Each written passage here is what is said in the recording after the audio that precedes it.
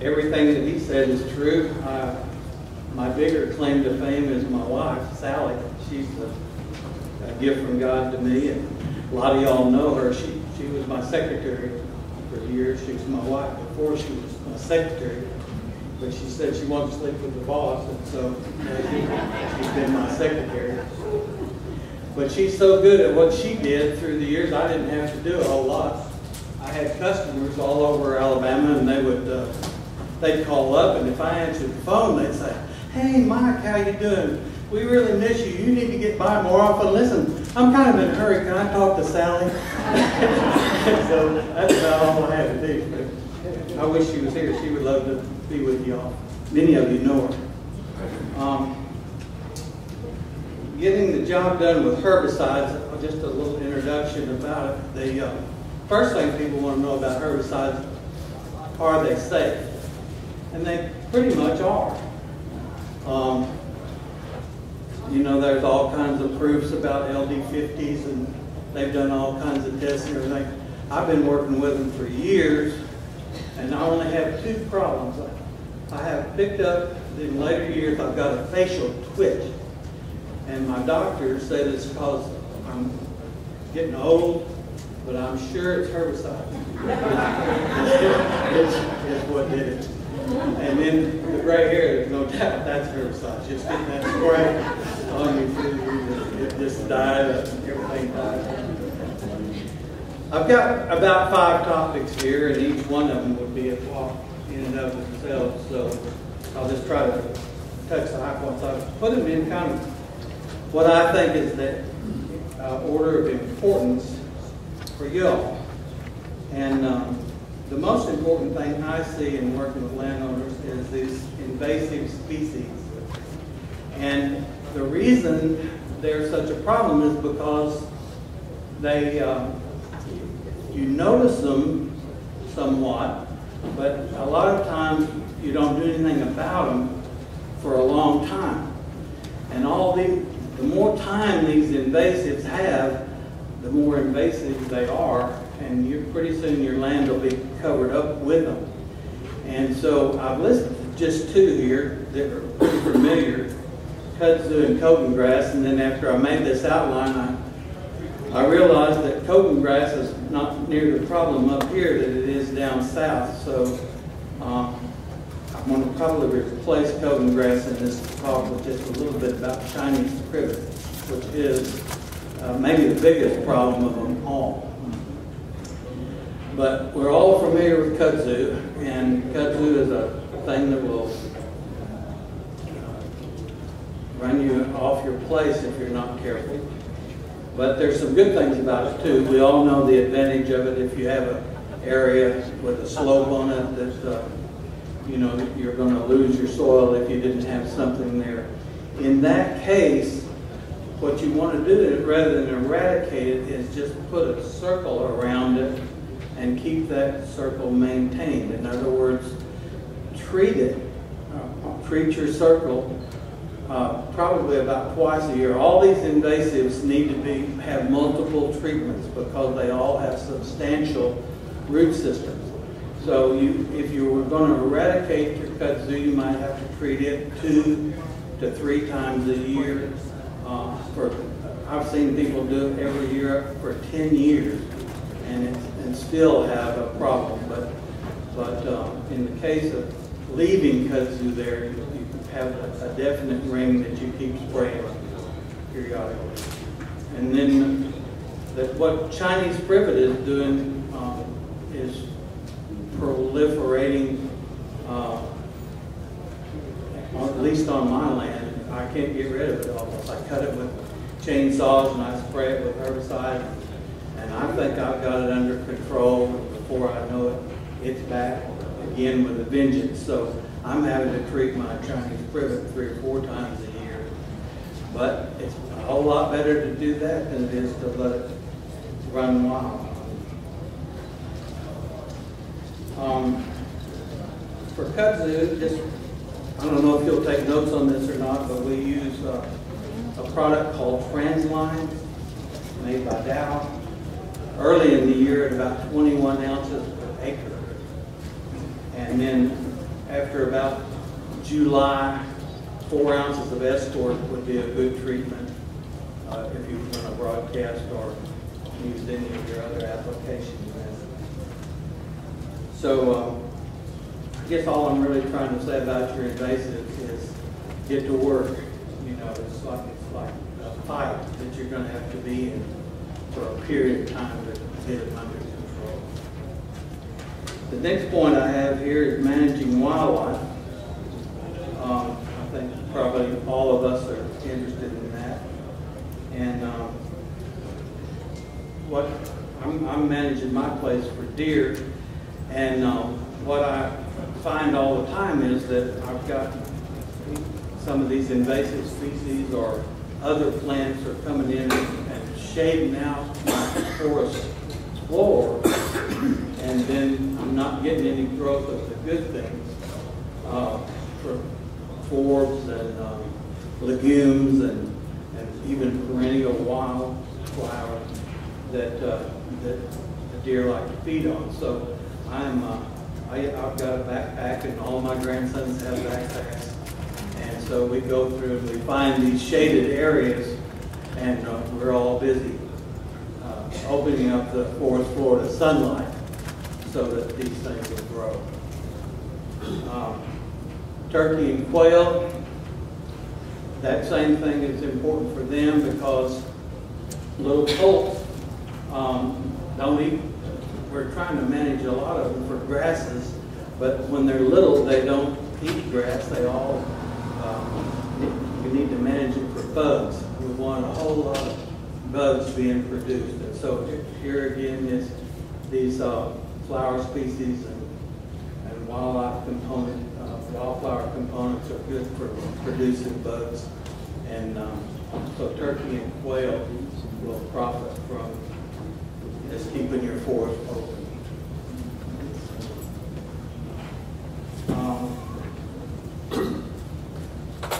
For the deer, clearing the property for that, we have the backpacks. But another application method is what I call hack and squirt. And we all have little camp axes, and we'll go through and take a stem anywhere from 2 to 10 inches in diameter, and about every 4 inches around the tree, just whack it real big and then kind of twist it a little bit. And I've got a plastic bottle full of 4-pound Arsenal, which is a BASF product, and I shoot a milliliter, about a milliliter, or just one squirt in that gash, and then close it up. And next spring, when things leaf out, that tree will be there. And when we have our backpacks in the dormant season, even when there's no leaves on the trees and things like that, we use a product called Dow product called Garland 4 and forestry oil. And we sell forestry oil in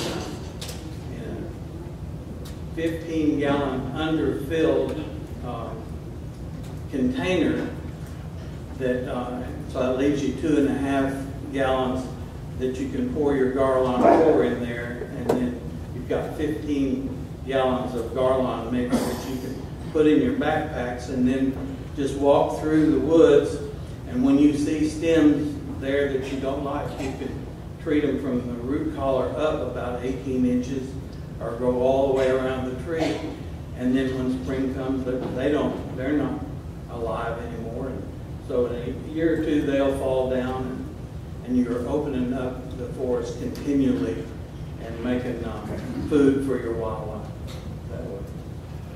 Leave threat to ask questions, but if you have any, I'll be at a break and we can talk about those. Forestry management for profit. Does anybody care anything about that? The 3 main treatments we use to manage our forests are site preparation.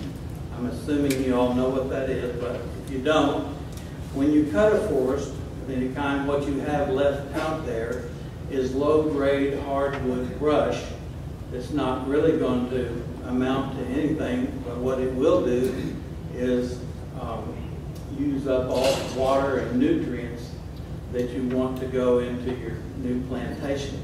So in order to remove that, we will spray whatever's left out there with various products. We kind of make a prescription here. A forest consultant or a herbicide salesman, and a lot of your forest managers that you all are hiring, they're familiar with these rates, but you can, we'll make a prescription that'll fit, will kill what you have out there and leave what you don't want to kill, and that'll prepare your land so you can go plant little pine trees and they won't have any competition. We're growing pine forest now in about 35 years that it used to take 65 years, and it's because we're removing the competition from them. So a good site prep job will probably run you, depending on what you have out there, it can run from $55 to $95 an acre. And then a lot of that cost depends on the water volume that you put out there. So all of these herbicides work better the more water you use when you put them out.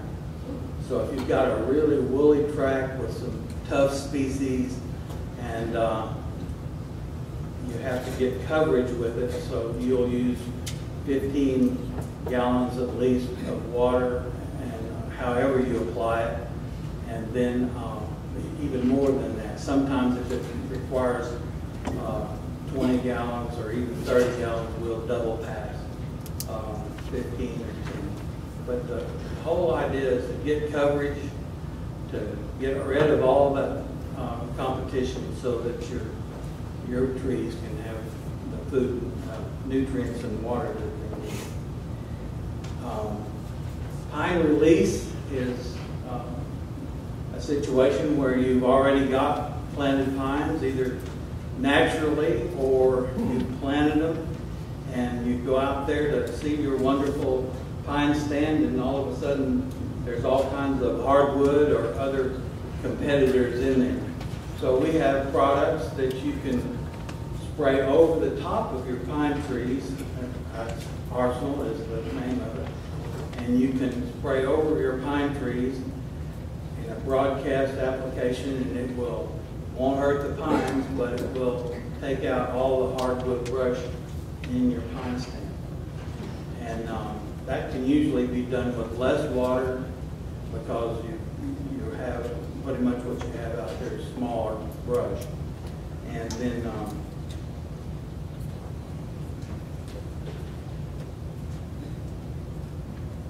you can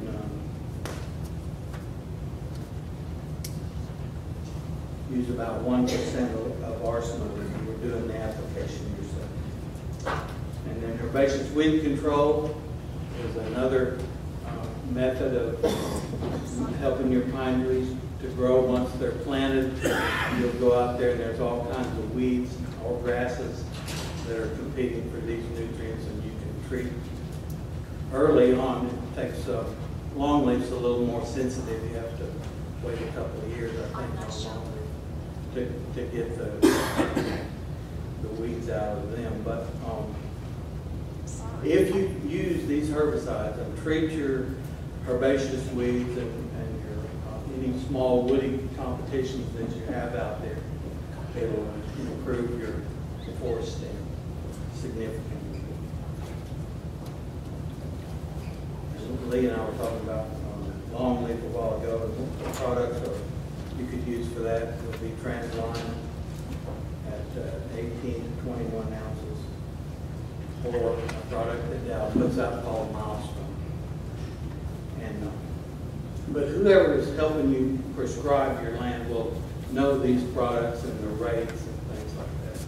The secret is for all of us, whether we're in the business or whether you're just working on your own land, you have to put this stuff out in label rates. I've run into guys through the years that, first of all, you'll know them because they refer to it as poison, you know, which it is in a way. It's like deadly poisonous to plant physiology. But as far as wildlife and humans, it doesn't hurt hardly at all. So,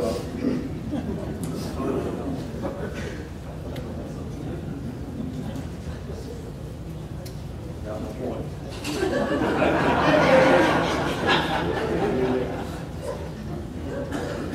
Lee said he was going to introduce me. Mike Green is a herbicide consultant. He's forgot more about herbicides than most people in business. The problem is he's forgot it. And that's pretty much true. So, but I hope what you can see here is that herbicides are a tool that, even though they're fairly expensive, they're less expensive than doing these things mechanically. And by using them, you extend the life of your treatment. You don't have to go in and bush hog it nearly as often as you do if you weren't using these herbicides. So it's a good product. Be careful with it, just like you would anything else, and it'll do you a real good job. The next, number 4, are in my progression here of things would be forest roadside maintenance. We do a whole lot of it on my place. We've got a Kubota side-by-side with a box in the back and a 35-gallon tank, and so we're going up and down the roads all the time spraying for anything that's trying to encroach on the roads. Preferably, we want to leave as much grass as we can, so that calls for a Dow product called Garlon. It does not, it won't kill grasses. So that's the advantage of some of these products. Some of them will, but and then some of your grasses you're going to want to kill. So that's where we come in. We'll come and look at your place and determine what your goals are, and then we'll help you figure out what you need to accomplish that goal with herbicides. That costs a whole lot. Doesn't it? We can do this for.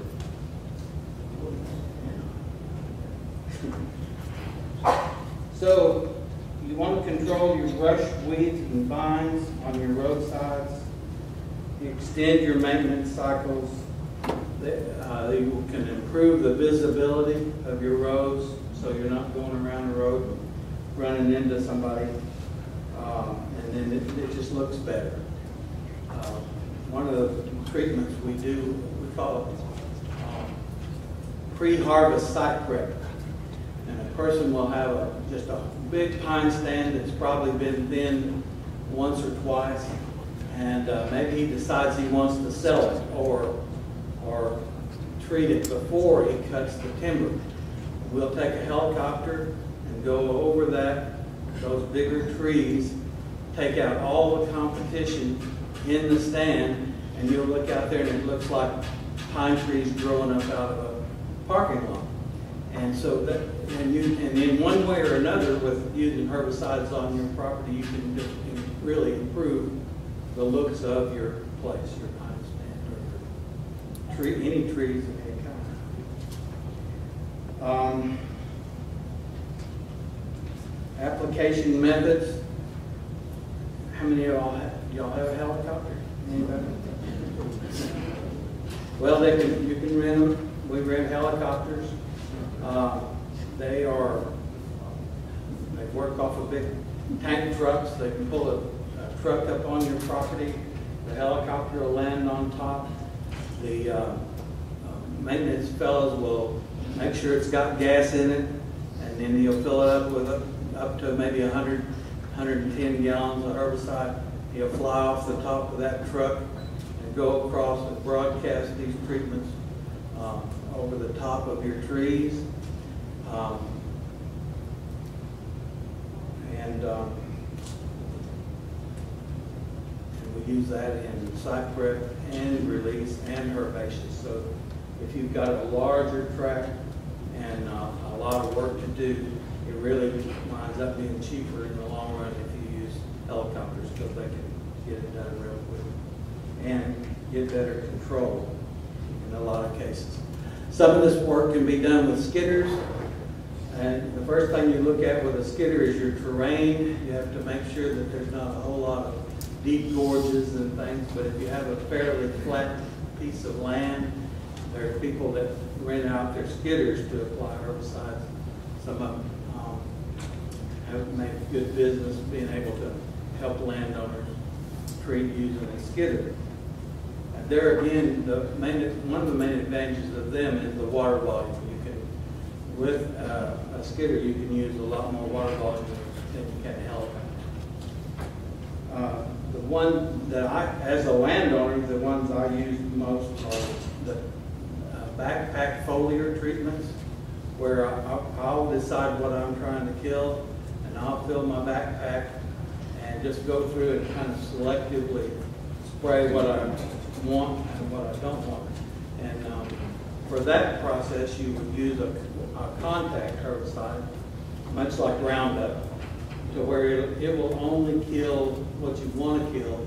It doesn't have soil activity, so it won't get in the root system of trees you don't want to kill. So when you're using your backpack, you can be selective in what you spray and what you pass up. Basal bark treatments, I kind of mentioned this earlier, but that's where you just treat the stem with a stream of herbicide and wipe them out that way. Injection is too much labor, it's too hard to work. It's a process, but I don't see anybody in this room that would want to tackle that.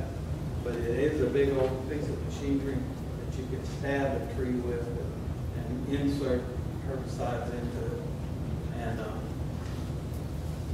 you'll need the rest.